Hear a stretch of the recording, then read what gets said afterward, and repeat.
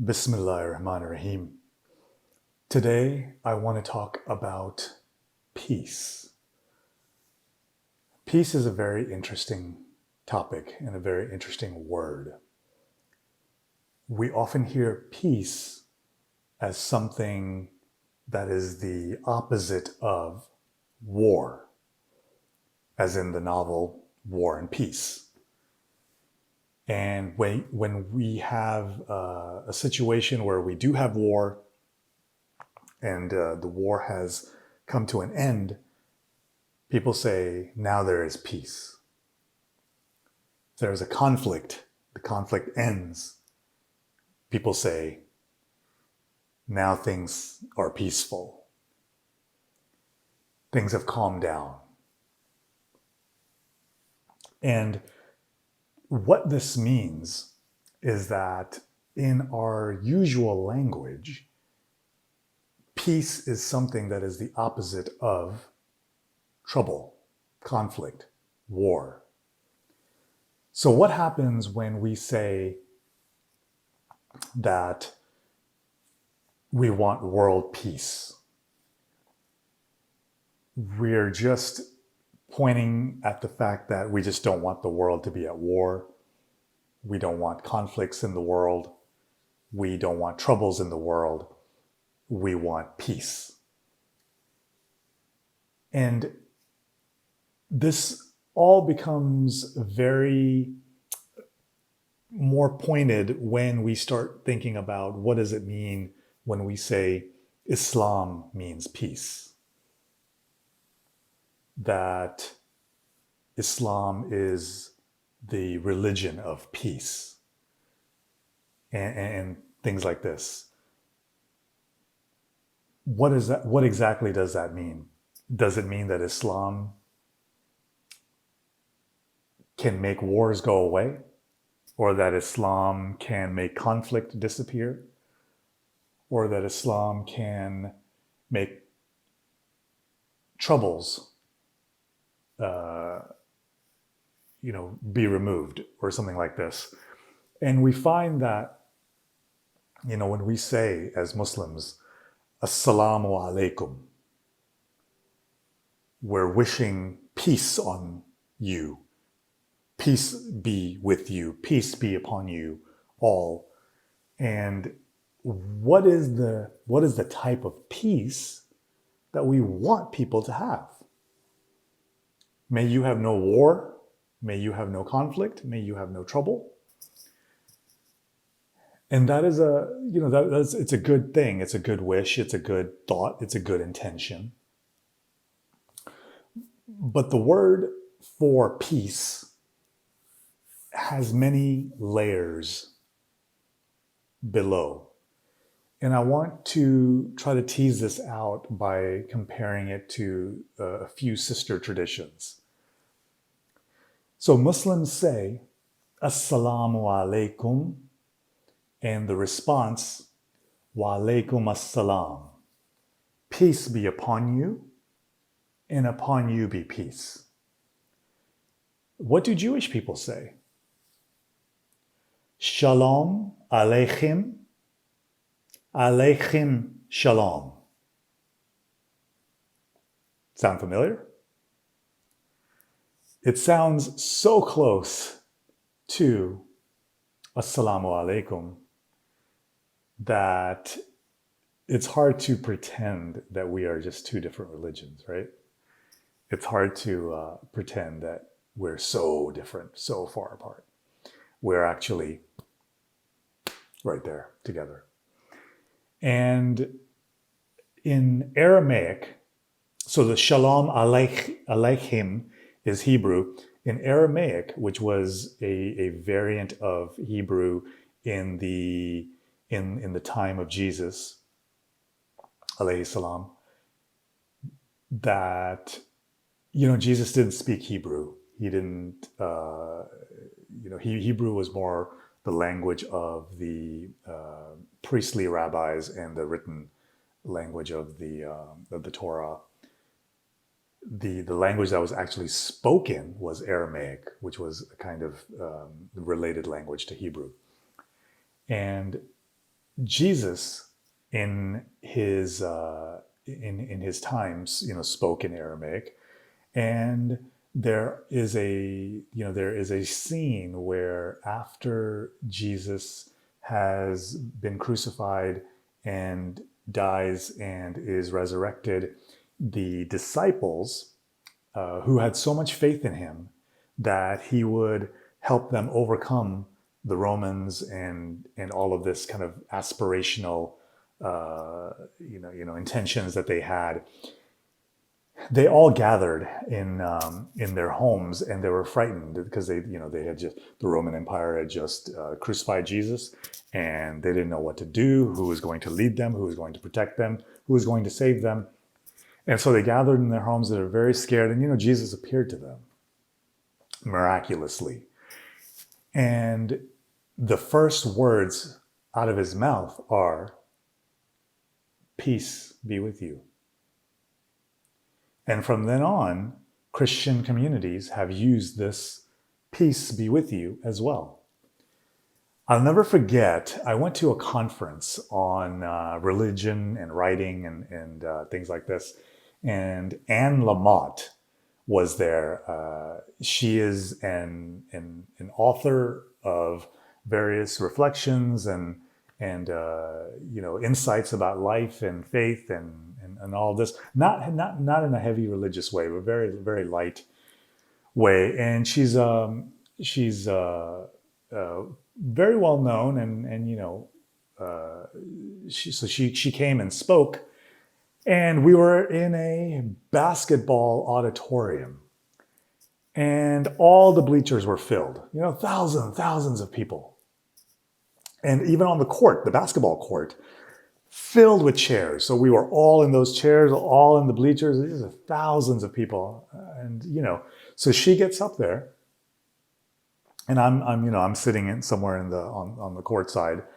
And she gets up to the front and gets up to the podium, and she looks at the crowd and she says,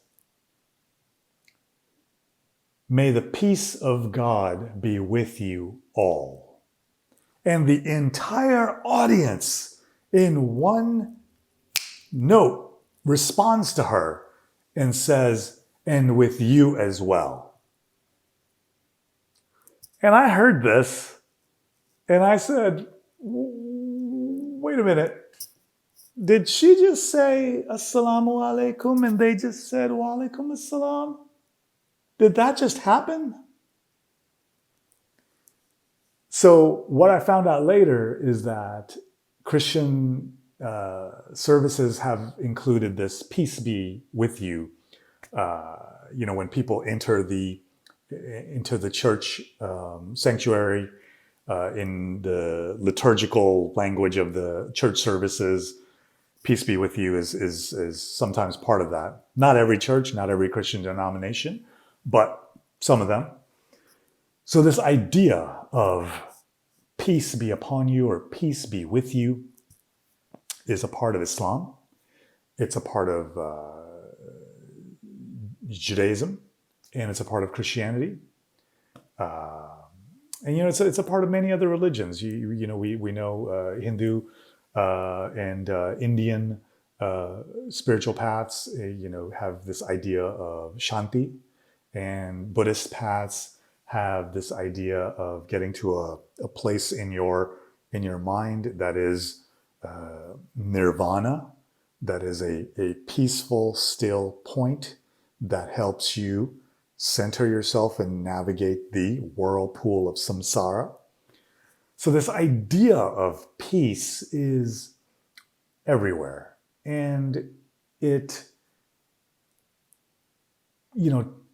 points to this notion that it is a place where there is no war and there is no conflict and there is no trouble. The Christian scriptures talk about a peace that passes all understanding. And so we've got this idea, and so we say this, "Peace be upon you, peace be upon you." And it's a good practice. It connects us with the other person. It's goodwill. it helps us bless the other person, and that creates that connection with our fellow human beings and our fellow creatures, and reminds us of our unity and our family relations in the spiritual foundation of who we are.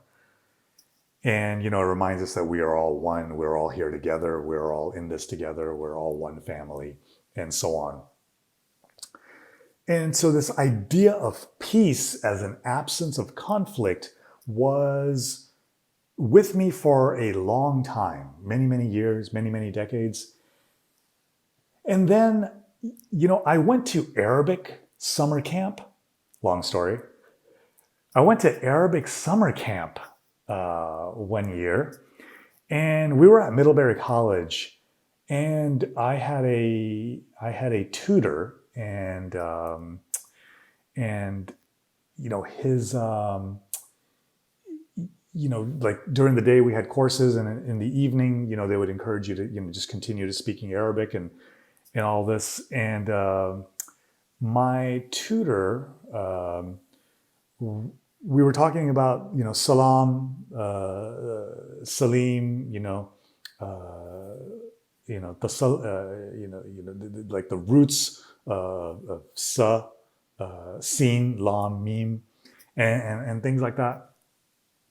And he was trying to like convey to me that all the different kind of layers of meanings that root had. And we had some pencils sitting nearby, and he picked up one pencil, and it was kind of broken somewhere in the middle, and it looked like it was just about to snap.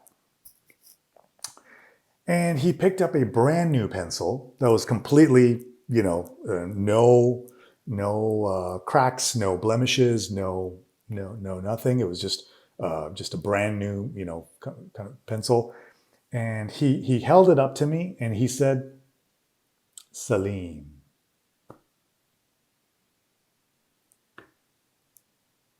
And I thought, wait a minute. So salam doesn't just mean freedom from conflict. It means wholeness. When something is whole, it is in a state of salam, shalom. So Islam can mean peace, but it can also mean wholeness. The path of Islam isn't just a path where there's no war. It's a path that gets us closer and closer to our wholeness. Personal wholeness, collective wholeness, global wholeness, universal wholeness. And it changed my idea of what Islam was, what salam meant. And now, when I say to someone, Assalamu alaikum, I'm not just wishing them freedom from conflict. I'm wishing them wholeness. I hope you recognize, discover, unfold, express, exhibit, illustrate, feel, and embody and personify in your life the wholeness that is already in you. That's different. Because, if you are listening to some of the language that we have, they say, oh, so-and-so is broken. So-and-so, they're, there's something fragmented in their mind. So-and-so is broken at their core. And it's this kind of language. Sometimes psychologists use this kind of language. Sometimes self-help uses this kind of language.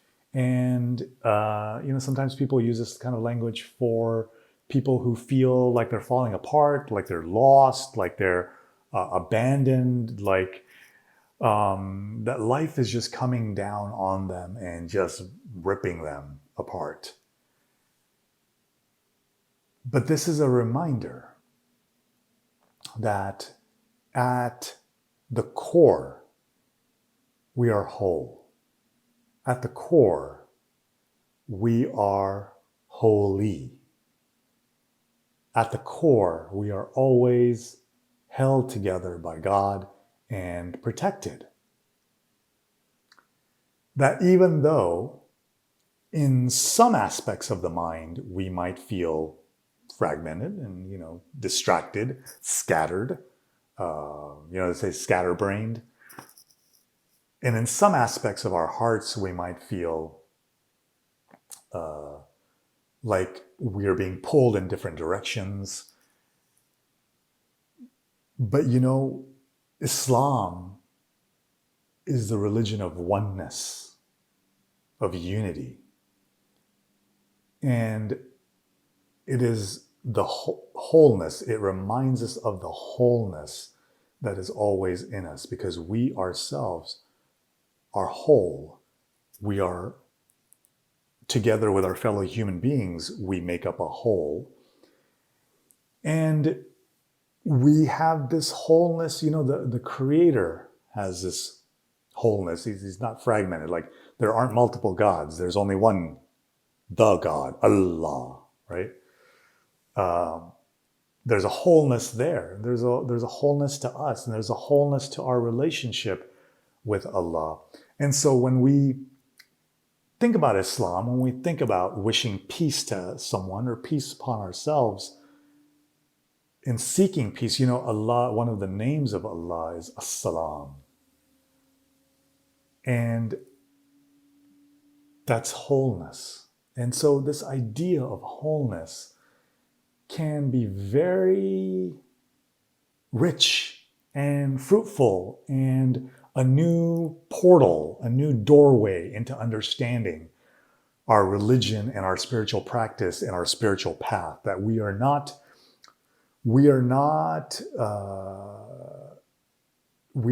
broken, and we're on a spiritual path looking to put the pieces back together. We're on a path to let our wholeness emerge in our awareness and in our consciousness. We're on a path to recognize our innate, inborn, inherent wholeness that was there from the very beginning when God said, Kun fayakun. You are always whole. You are always holy. And you are always protected.